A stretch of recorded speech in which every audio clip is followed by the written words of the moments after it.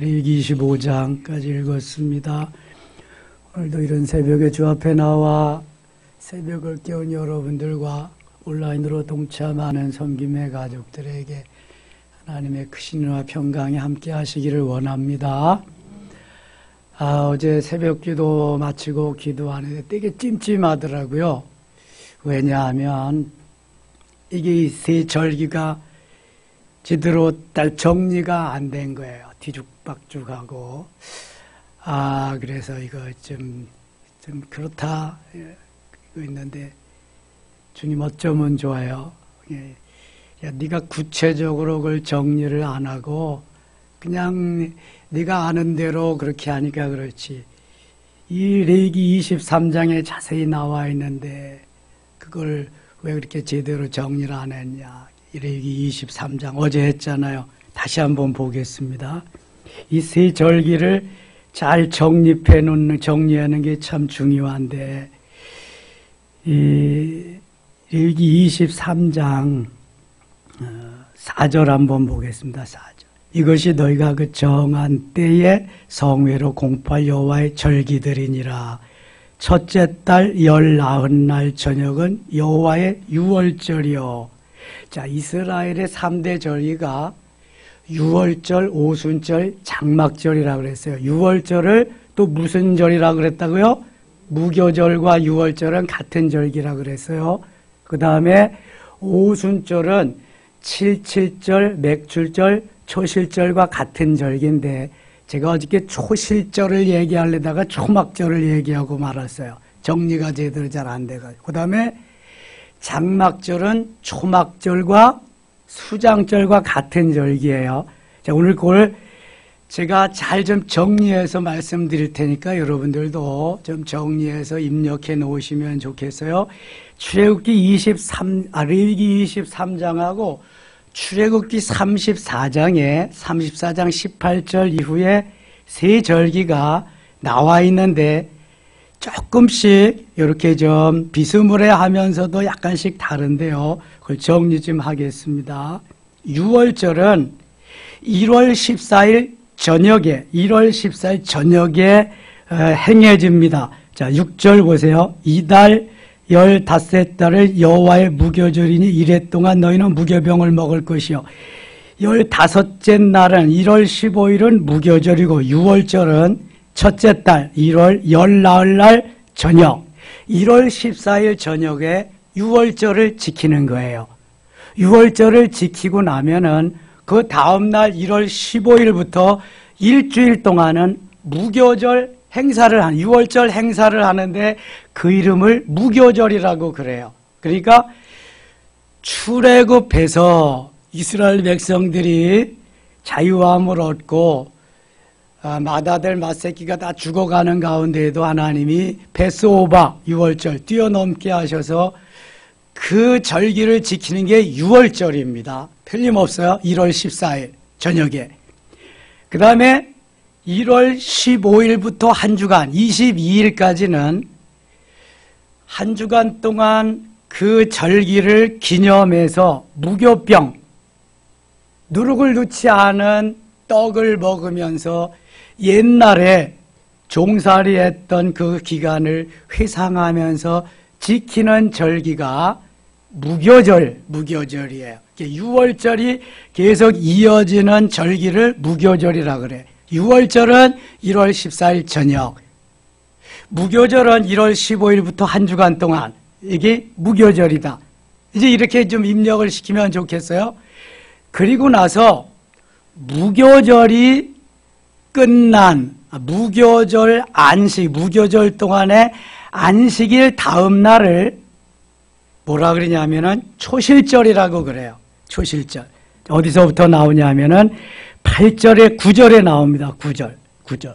여호와께서 모세에게 말씀하여 이르시되 이스라엘 자손에게 말하여 이르라 너희는 내가 너희에게 주는 땅에 들어가서 너희의 곡물을 거둘 때에 너희의 곡물의 첫 이삭 한 단을 제사장으로 가져갈 것이요 보리 한 단을 처음으로 수확한 곡식달 한 단을 제사장으로 가지고 가서 제사장은 그것을 가지고 제사를 드리는데 그 규례가 9절부터 14절까지 쭉 나와요. 이걸 초실절이라고 그래.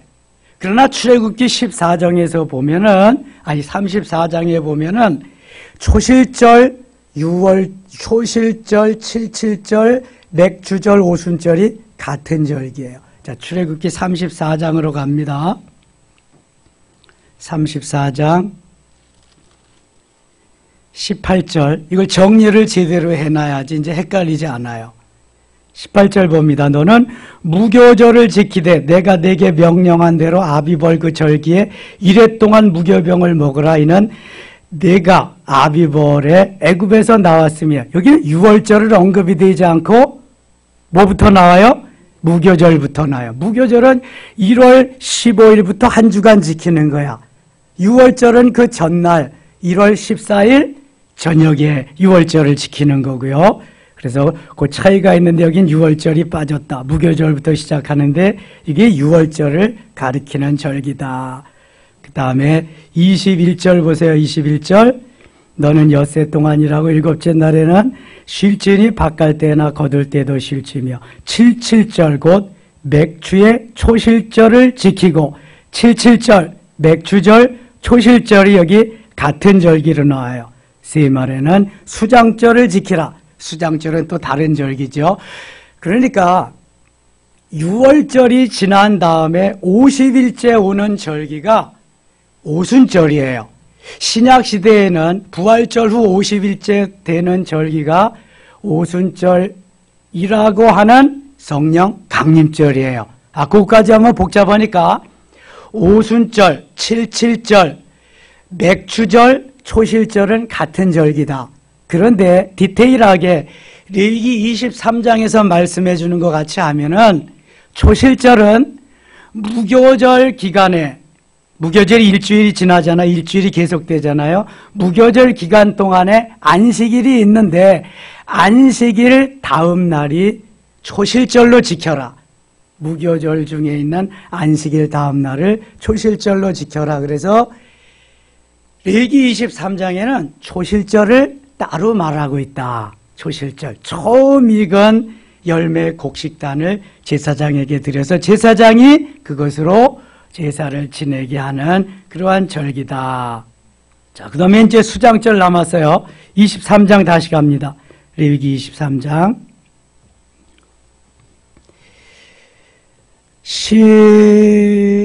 레위기 23장 33절 가겠습니다. 33절. 여호와께서 모세에게 말씀하여 이르시되 이스라엘 자손에게 말하여 이르라. 일곱째 달 15째 날은 초막절이니 7월 15일은 초막절이라는. 초막절은 다른 말로 장막절이에요. 이스라엘 백성들이 출애굽하면서 광야에서 장막을 치고 초막을 치고 지냈던 기간을 기념하는 기간이 돼서 저들이 좋은 집에서 살던 것을 포기하고 광야에 나가서 초막을 짓고 장막을 짓고 그렇게 기념하는 절기가 초막절, 장막절이에요. 며칠 동안? 1회 동안, 일주일 동안. 초막절이 여호와를 위해 1회 동안 지킬 것이라.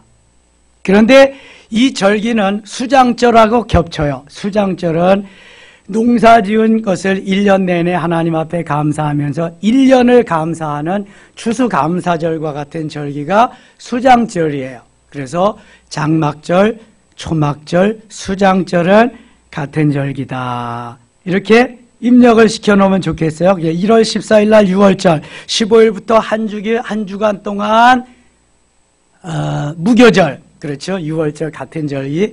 50일이 지난 다음에 오순절, 칠칠절, 맥주절, 거기 초실절을 포함하기도 하고 좀 더 세부적으로 하면은 무교절 기간 동안 안식일 다음 날을 초실절이라고도 한다. 레위기 23장에 의하면. 출애굽기 34장에 의하면 초실절이나 맥주절이나 칠칠절이나 오순절도 같은 절기다. 이렇게 생각하고요. 그 다음에 7월 며칠이야? 15일. 7월 15일은 초막절, 장막절, 수장절이다. 이렇게 입력을 시켜놓으면 그 전에 장막절 전에 7월 1일은 어제 우리가 묵상했죠. 무슨 날이에요? 7월 1일? 나팔절. 빵빠레 나팔을 부는 거예요. 지난 1년 동안 우리에게 은혜 주셔서 고맙습니다. 감사합니다. 또 7월 10일은 속죄일이니 준비하세요. 7월 10일은 속죄일이면서 대속죄일이다. 대제사장이 1년 1차 지성소에 들어가서 자신을 위해서 온 백성을 위해서 제사 드리는 날이다. 그렇게. 자, 그러면은 간단하게 이렇게 입력시킵시다. 6월절과 무교절은 같은 절기다. 1월 14일 그리고 15일부터 한 주간 동안 6월절, 무교절 누룩을 넣지 않는 떡을 먹으면서 지킨다. 그 다음에 50일이 지난 다음에 두 번째 절기 오순절이다. 77절, 맥추절, 초실절 같은 절기다. 그 다음에 7월 달에 가서 7월 15일 날 초막절, 장막절, 그 다음에 수장절이다. 그렇게 하고 그 전에 1일 날 나팔을 불고 나팔절에 10일이 대속죄일이다. 이렇게 그 입력을 시켜놓으면 이제는 왔다 갔다 하지 않을 거예요. 저도 이게 헷갈려가지고요. 무교절 준비하고 6월절 지켜야 되는데 어떤 땐 그렇게 하고 어떤 땐 6월절 지키고 무교절 해야 되게 막 헷갈렸는데 되게 찜찜했거든요. 근데 어제 주님이 정리시켜 주셔서 정리를 지금 한 거니까 그렇게 여러분들이 정리를 하고 앞으로는 흔들리지 않기를 바랍니다. 그리고 초실절은 조금 특별한 의미가 있다. 오순절, 77절, 맥추절하고 포함될 수도 있지만 따로 떼어서 레위기 23장에는 무교절 기간 동안 안식일 다음 날을 추실절이라고도 한다. 그렇게 하면은요 완벽한 거야 이제. 그럼 헷갈릴 일 없습니다. Understand? 아멘입니까? 예. 그러면은 24장, 25장 가겠습니다. 24장. 출애굽기에서 이야기했던 성소의 또 지성소의 일을 다시 말씀하십니다.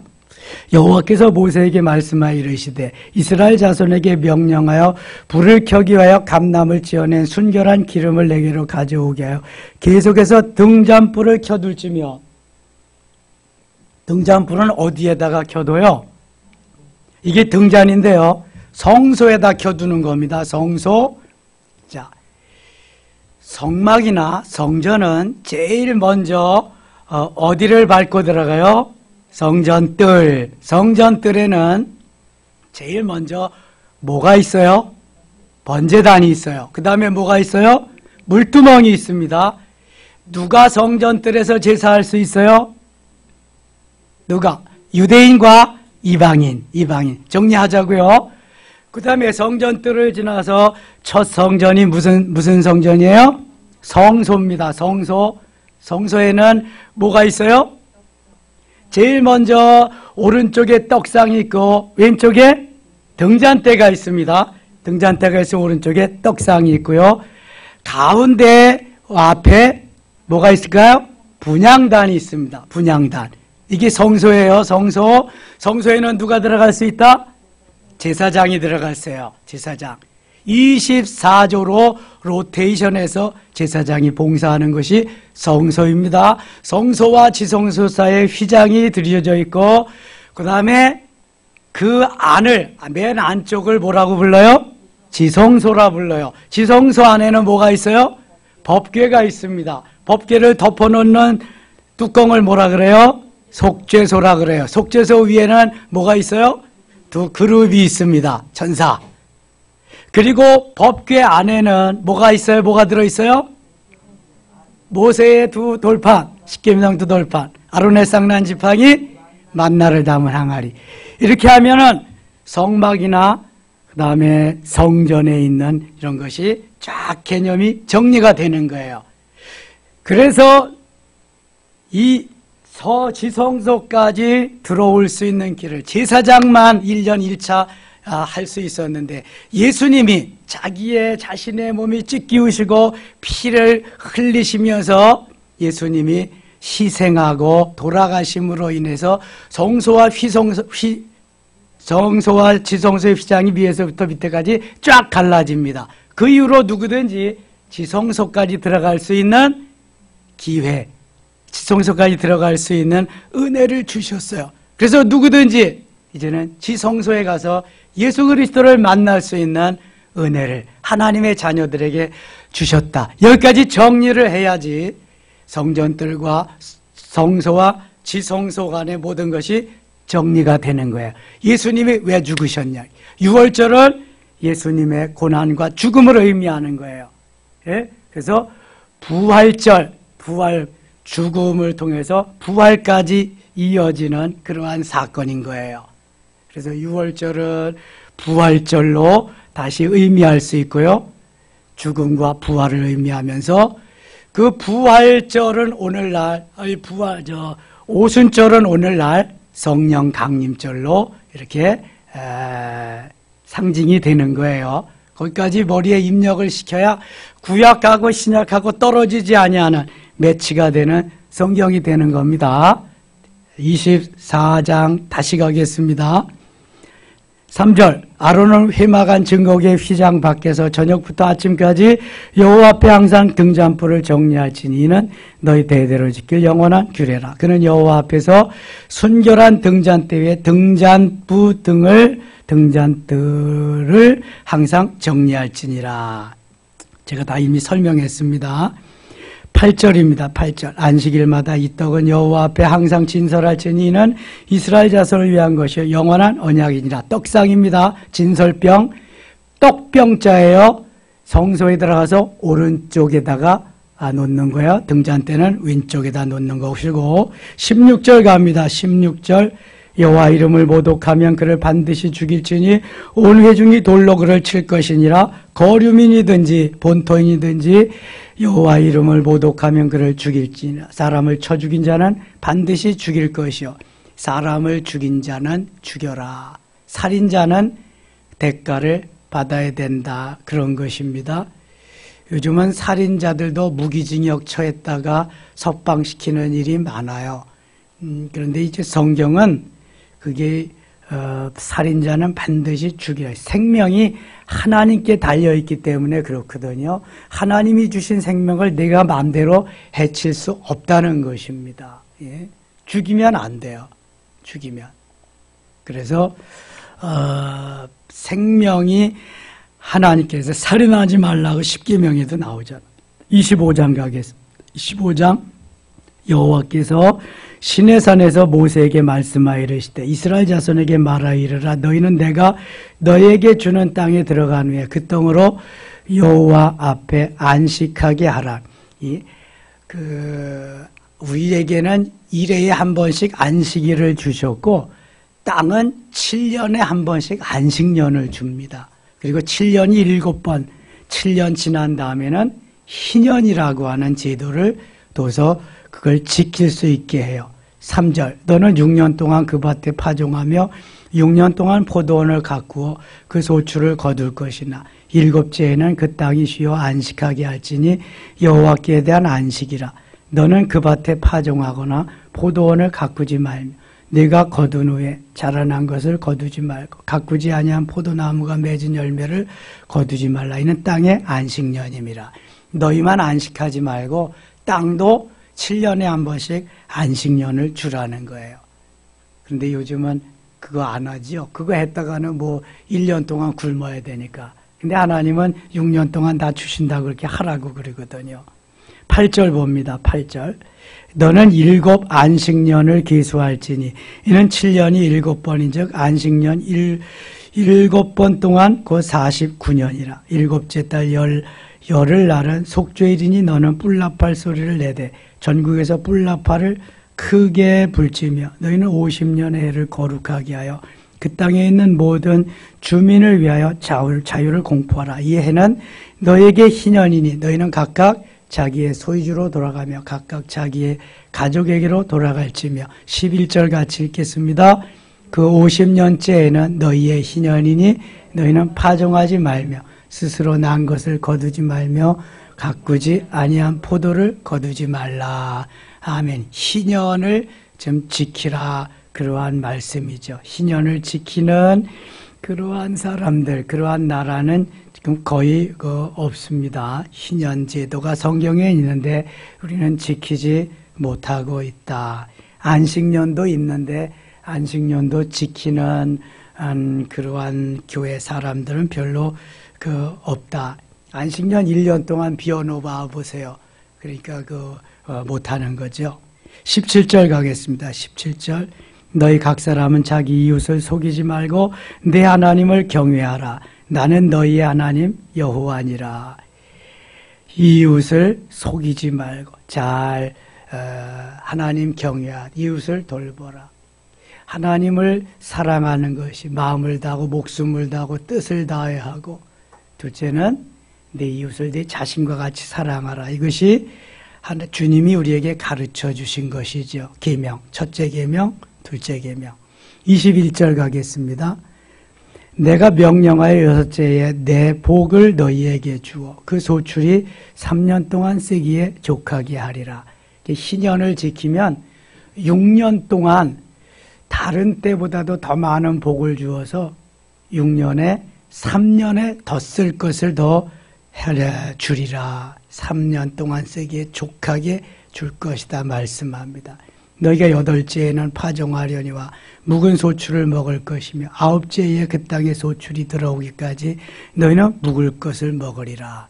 그러니까 하나님이 3년 동안은 소출이 없어도 6년 동안에 3년 동안 것을 한꺼번에 줄 것이니까 그렇게 해라 말씀해요. 광야를 지날 때에도 6일 동안은 매일 저기를 줍니다. 만나를 주는데 6일째에는 며칠분을 주세요?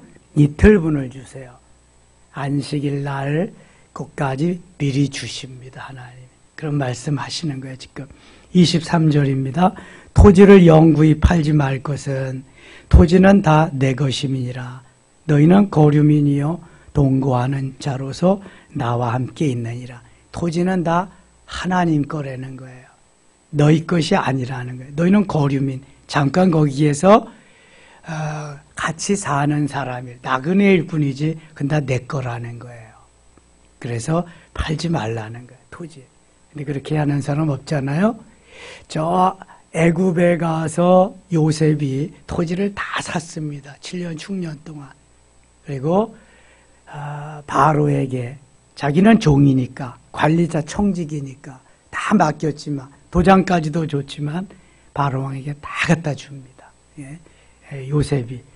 그래서 토지는 사고 팔지 마라. 이게 레위기에 주신 그 법입니다. 37절 가겠습니다. 37절. 너는 그에게 이자를 위하여 돈을 꾸어주지 말고 이익을 위하여 내 양식을 꾸어주지 말라. 잠언에 보면은 보증도 쓰지 말라 이렇게 말씀합니다. 6번이나 지혜의 문서에서. 이자를 위하여 돈을 꾸어주지 말라는 것은 같은 형제 자매들에게 그냥 돈놀이 하지 말고 그냥 빌려주라는 거예요. 그냥 빌려주는데 때로는 내가 안 주고 싶어서가 아니라 가정 형편이 여의치 못해서 또 경제적인 형편이 여의치 않아서 주지 못할 경우가 있어요. 갚지 못할 경우, 기한 내에 상환하지 못할 경우가 있어요. 그럴 경우를 대비해서 우리가 금전거래는 제가 늘 말씀드리죠. 안 받아도 괜찮을 만큼만 해라. 주께 묻고. 이자를 받을 마음으로 하면은 안 된다 이거는. 이자를 받을 마음으로. 은행 이자만 받고 빌려드릴게요. 그럼 은행에 갖다 두셔야 돼. 왜냐하면 이것이 나는 사랑하는 마음, 아끼는 마음으로 했는데 내 형편이 안 되니까. 그리고 내가 거짓말하고 싶어서가 아니라 돈이 거짓말을 하는 거야. 돈이 나를 속이는 거야. 그것 때문에 의가 상하고 공동체가 깨어지고 그러는 모습을 너무 많이 봤어요. 그래서 금전거래는 하면 된다, 안 된다? 안 되는 겁니다. 내가 안 받아도 괜찮을 정도만 하세요. 나머지는 은행 가서 하시고. 또 하나, 교회는 하면 된다 안 된다?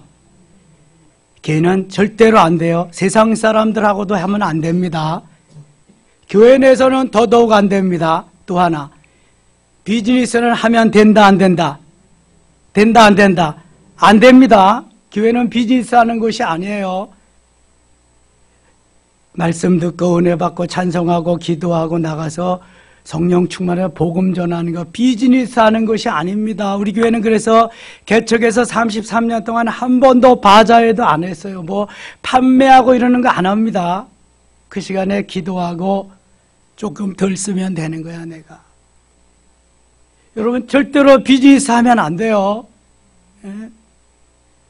단톡방이나 또 개인 톡방이나 이런 데도 그런 거 하시면 안 됩니다.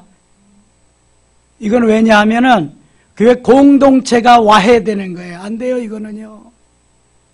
어떤 장로님, 목사님, 이거 해야 교회가 삽니다. 부흥되고 교회가 이거 경제적으로 어려움 없습니다. 그러면서 저더러 캡틴 하래.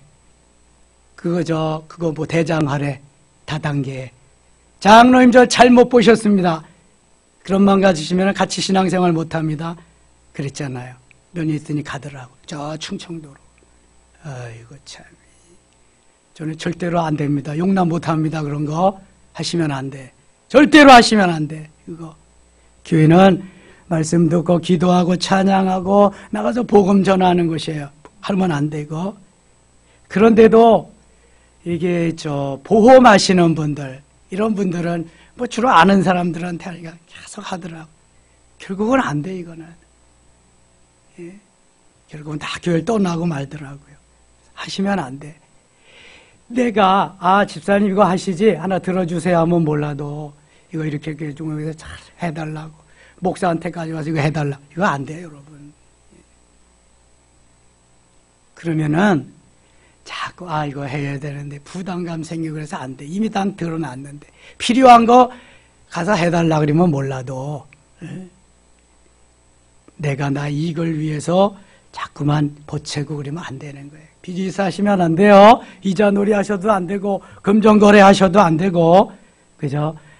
내가 안 받아도 괜찮을 만큼 그것만 하세요. 그것만. 여기 다시 봅니다. 37절. 너는 그에게 이자를 위하여 돈을 구워주지 말고 이익을 위하여 내 양식을 구워주죠. 이익을 위해서 하면 안 되는 거예요. 35절. 나는 너희의 하나님이 되며 또 가나안 땅을 너희에게 주려고 애굽 땅에서 너희를 인도해낸 너희 하나님 여호와니라. 이것은 하나님이 다 먹여 살리시고 하나님이 다 하실 텐데 종살이 하는데도 다 너희들에게 자유하게 하고 아무 일도 안 해도 내가 너희 다 먹여주잖아. 만나로 먹여주고, 만나는 완전 식품입니다. 그다음에 메추라기로 먹여주고 반석에서 생수나게 하고 옷 입혀주고 다 하고 가나안 땅 젖과 꿀이 흐르는 곳에 다 너희들이 안착하게 하는데 너 뭐 걱정이야? 너 왜 그래? 내가 다 해줄 텐데. 하나님이 책임지신다는 말씀이에요. 그래서 내 소견에 옳은 대로 하지 마시고 정리를 좀 잘 해놓으세요. 제가 3대 절기 정리가 안 되니까 여러분들 목회자가 헷갈리면 여러분들은 더 헷갈리는 거야 이거. 그러니까 목회자가 바로 서지 못하면은 이거는 항상 문제가 있는 거야. 그래서 목회자는 목에 칼이 들어와도 진리를 가르쳐야 돼. 바른 걸 가르쳐야지. 그렇지 않으면 이리저리 막 헷갈리는 거야. 이거는 어디로 가야 되는지 몰라. 그래서 목회자는 죽어도 하나님의 말씀임을 가르쳐야 되는 거야. 이거 떨어져 나가든 튕겨 나가든 하나님의 말씀. 왜냐하면 이게 진리이기 때문에, 이게 하나님 말씀이기 때문에. 튕겨 나가고 내 마음대로 하는 건 내 소견에 오른 대로 그 사람 탓이고 몫이고, 목회자는, 제사장은 그대로를 전하고 해야 되는 거예요. 이게 하나님의 말씀이에요. 그래서 좋은 교회를 만나야 되고, 그래서 좋은 목회자를 만나야 되는 거예요. 우리가 좋은 이웃을 만나야 되고. 이게 얼마나 중요한지 몰라. 대충 이렇게 하라고 하면은요, 하나님도 대충 돌봐. 하나님도. 그게 안 되는 거예요. 그는 55절 읽고 마칠게요. 55절 같이 읽어요. 이스라엘 자손은 나의 종들이 됨이라. 그들은 내가 애굽 땅에서 인도하여낸 내 종이요 나는 너희의 하나님 여호와니라. 하나님과 이스라엘 백성들의 관계를 말씀하는 거예요. 나는 하나님, 너희는 내가 출애굽시켜준 나의 사람, 나의 아들, 나의 딸, 나의 친구, 나의 신부, 내 거. 주님은 그러시지만 우리는 주님은 나의 왕, 나의 주인, 나는 주님의 종, 하인, 청지기, 머슴 중에도 쌍머슴. 아멘입니까? 이렇게 살아야 하나님이 나를 대우하시고 나를 높여주시고 나를 통해서 영광을 받으시는 거예요. 요셉과 같이. 요셉이 전형적인 모델입니다. 청지기의 모델, 머슴의 모델, 하인의 모델, 종의 모델. 그런데 하나님은 요셉에게 얼마나 큰 은혜를 주시는지 몰라. 똑같은 거예요. 그래서 신부로, 아들로, 딸로, 주님의 것으로 엄청나게 은혜를 주시는 거예요. 오늘도 이런 은혜가 넘치시기를 바랍니다. 안수할 때도 더 풍성한 은혜 주시기를 원합니다. 기도하겠습니다. 아버지 하나님 고맙습니다. 한 주간이 얼마나 빨리 지나가는지 모릅니다. 하나님, 새해가 출발한 지도 4주도 지났습니다. 이제 며칠 지나지 않으면 이 한 달도 마지막입니다. 오늘 우리들에게 귀한 말씀 주셨습니다. 3대 절기 꼭 기억할 수 있게 하시고 하나님이 말씀하시는 대로 따라 살아갈 수 있는 믿음을 주시옵소서, 은혜를 주시옵소서. 내 소견에 오른 대로, 내 기분 감정대로, 내 뜻대로, 내 목적을 위해서가 아니라 하나님의 영광을 위해서 말씀 속에서 내가 살아 순종하게 하여 주옵소서. 듣고 지켜 행하는 것을 주님이 너무 기뻐하시기에 그 말씀 따라 살게 하여 주옵소서. 예수님 이름으로 기도드리옵나이다. 아멘.